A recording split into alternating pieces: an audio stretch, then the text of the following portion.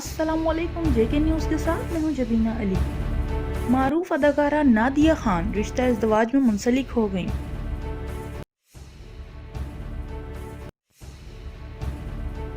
जफर गौहर की Pakistan test cricket team में शमूलियत।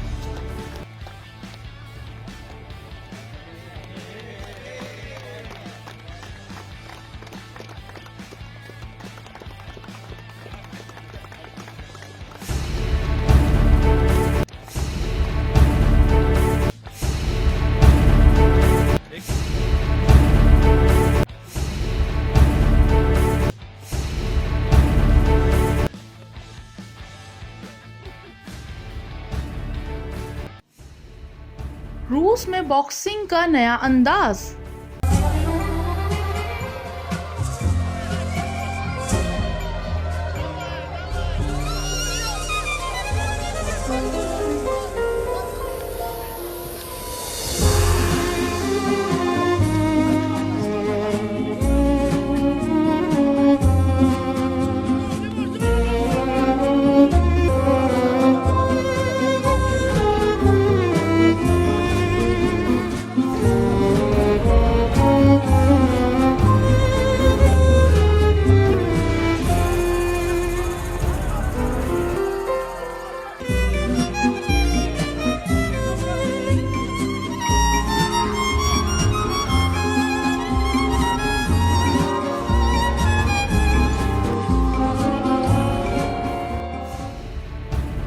दुनिया भर में सर्दी की शिद्दत में इजाफा।